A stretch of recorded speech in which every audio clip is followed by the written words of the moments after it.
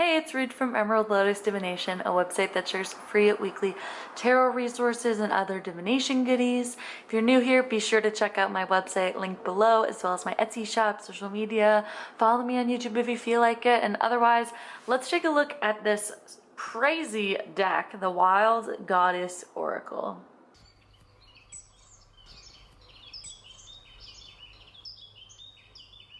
So in this video, like my other unboxings, we are going to take a look at this 52 card guidebook, and we're going to flip through all the cards, and then we will pull a couple cards at the end to see how the guidebook reads.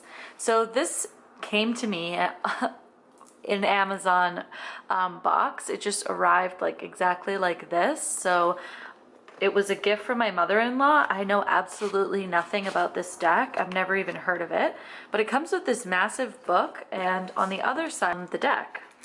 So pull this open. And then you were left with this really big, beautiful box as well. So I will put that aside for now. For scale, this is a tarot card, a standard tarot card beside the book. So you can see it's like quite big. I know absolutely nothing about this deck, but it looks really unique. So there's some energy exercises, some tarot spreads included. And then there's the cards. So there comes with spells, affirmations, invocations, plant growth, enchantments. It seems like each card comes with some practical guidance, which is something that I'm such a fan of these days in different decks. Just think it makes it even more useful to have in your collection, and it adds another layer. So I'm really excited to take a deeper look at the guidebook once we look through the cards, but let's get into flipping through these cards. So here's the first card, and I see that already on the back, a short message. So you could choose to look in the actual guidebook for your messages, or you could just flip the card around to see. So that's unique. It's definitely, certain people will like that, certain people won't. This is when splitting a deck definitely becomes more beneficial, where you just like grab a card like this and then have your message so that you don't actually see what card you're getting. But so far the artwork looks really cool. I'm very excited to flip through these. So let's get comfy and let's take a look.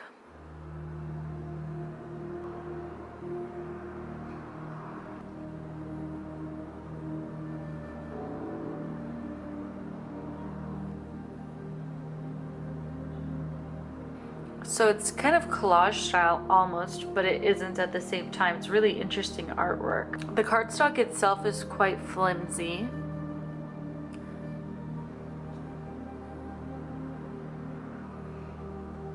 So this deck is created by a husband and wife, which is pretty cool. I can't imagine working on a creative project with my husband. Love them, but they're also behind the decks Karma Cards, Enchanted Tarot, and Creativity Oracle. You've heard of those ones. So this is not their first deck. I am really surprised about the quality, I have to say. It's definitely not a quality that I like, but the artwork is really beautiful. Why do you guys think people choose to use lower quality cardstock? I mean, I think it's just because people don't want to pay for a nicer cardstock, but I hope that I'm just being cynical and that's not the case, because that's kind of terrible, you know?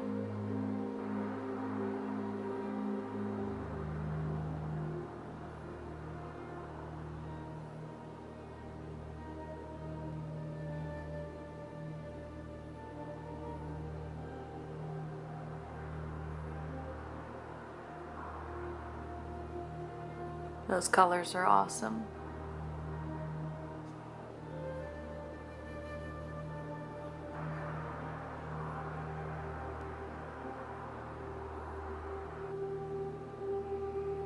That one kind of scares me.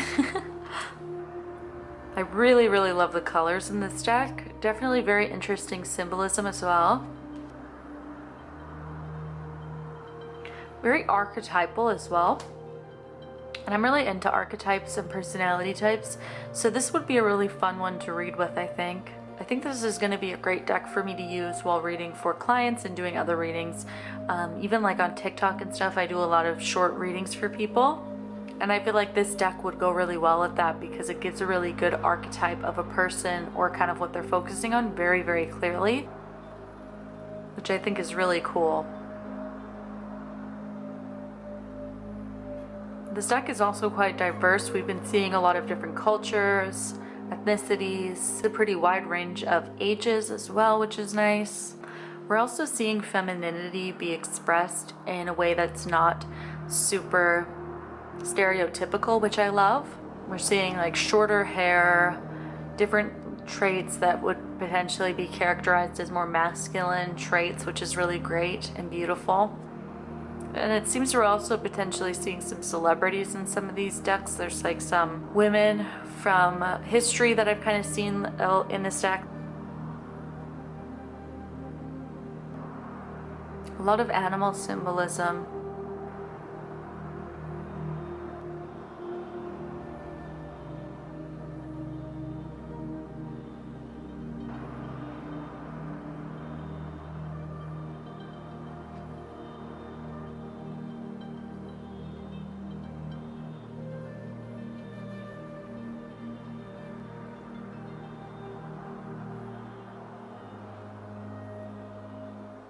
Okay, so those cards were so beautiful. Let's shuffle them up a little bit and see how the guidebook reads.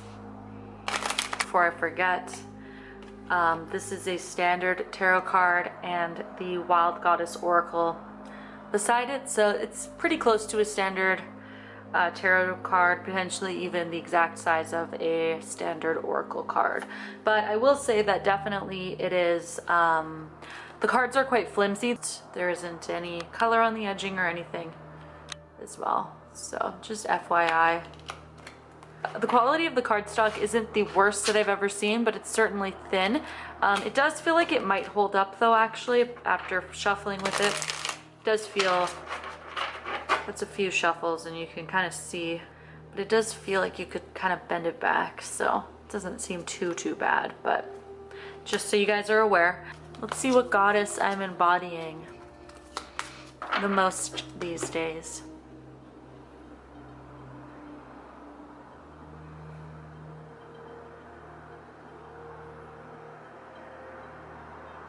Oh, that's hilarious. Okay, wow, we're off to a great start. That obviously resonates with me, just the image already. This was one of my favorite cards when looking through them. That's so funny that that is the first card to come out. That's a really great sign. So let's look in the guidebook and see what this card says. So it comes with a number as well, which is nice. I love when oracle cards are numbered, just because it can be hard to find them in the guidebook. Starting off, we have the message in the back, which is being open to the possibilities and trusting your intuition to interpret the answers from the Wild Goddess Oracle can help you to help others. Okay, so a little promotion for the rest of the deck. Let's take a look at the rest of the meaning here. The fortune teller welcomes to her reading table all who have questions, but they must be prepared to receive the truth, not just the answer that they seek. Ever since human beings realized that there was a future, there has been universal curiosity about what the future holds in store. Like all good readers, she is not only highly intuitive and skilled in reading her Wild Goddess Oracle, but she is also understanding, communicative, tolerant, courageous, practical, and totally discreet. The appearance of the fortune teller in your reading is an indicator that you either already possess or need to foster the above qualities, which are intrinsic to any good fortune teller's skill set, and make use of them in your situation. The fortune teller might also be about recognizing in you a kindred spirit with a special gift for using an oracle to answer questions like those you have asked. Divination, that is kind of the practice that comes with this one as well. So this one says divination. When you are learning how to practice it, should be approached as an experiment, and the advice you receive through it must be held up to common sense. The advice of professionals in what actually transpired. Blah, blah, blah, blah, blah, blah. Hold your hands on your lap with the palms facing upward. Close your eyes and ask the question to your higher self or spirit guides. Then feel the energy in the palm of your hands. Do they feel open, expansive, and light? If so, the answer is yes. Or do they feel contracted and dense? In this case, the answer is no. Gives a practical ritual to practice for yes or no divination, which is great. I like that a lot. I like that you also don't require any extra materials to do this practice. I think that's great. I don't even know what to think about it. I think that that is a great card to represent my archetype, of course, the fortune teller. The guidebook doesn't seem necessarily super detailed, but maybe it is. I think I'm gonna pull another card. I feel like I kind of got a strange card for that one just because they were referencing the deck quite a bit in the actual card interpretation, you know, like it says answers from the Wild Goddess Oracle, so it's really talking about the use of this deck with this deck, not so much like a fortune teller in all aspects of life, if that makes sense.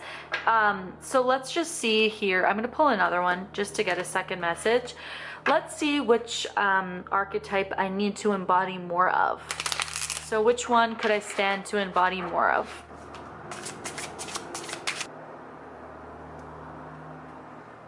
The hopeful. That's interesting. So I should be hopeful. The power of prayer and meditation can wake you up, renew your faith, help you attune to your needs, and align with your deepest truths.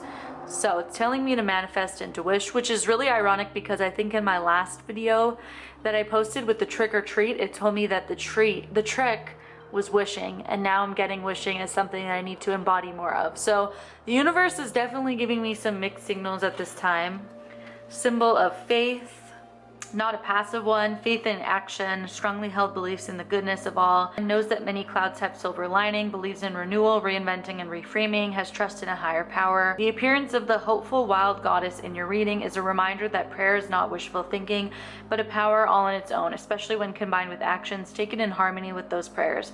In the midst of difficult situations, choosing to have faith in yourself makes sense. If we can keep going despite the walls we sometimes seem to be hitting, or that sometimes seem to be falling down upon our heads, then we will not only have gained spiritual power from facing this reality, but we will also have greatly improved our chances of persevering. And this one comes with an intention ritual for hope. So it also has, it says here that it's a candle magic essentially. Page 21 has rules for candle safety, it says. Okay, so it talks about energy exercises in the beginning of the book and gives like tips for doing their different rituals and intentions, how to draw the cards. So this would be a really great deck for a beginner. I do like the guidebook. It's not super in-depth on the messages. I feel like the guidebook is just mostly the cards blown up and then a tiny little bit of text. So I'm kind of confused why they chose to make the book so big, just because there isn't actually that much information in the book, if that makes sense. But with that said, it is a really beautiful book that would be nice to display. This would be a really fun deck if you were doing like a workshop, or you were having girls' night, or people coming over or something, and allowing people to pull a card from this deck, like your friends over or something. This one would be a fun one to do that type of thing with. You could even do rituals and stuff based on the book, and you could have like a hangout session based on that, which would be kind of cool. I think I will be using it specifically with like readings that I do for other people, like I said, on TikTok and other things. So that'll be very fun. You have to let me know what you think of this deck, and if you'll check it out, what you would use it for. If you have any thoughts on this one, let me know. I'm very curious. And have you even heard of it? That's another one I'd like to know, because I certainly hadn't. But very exciting deck to have come to my door just as a fun little treat, and I can't wait to explore it further. So until next time, bye.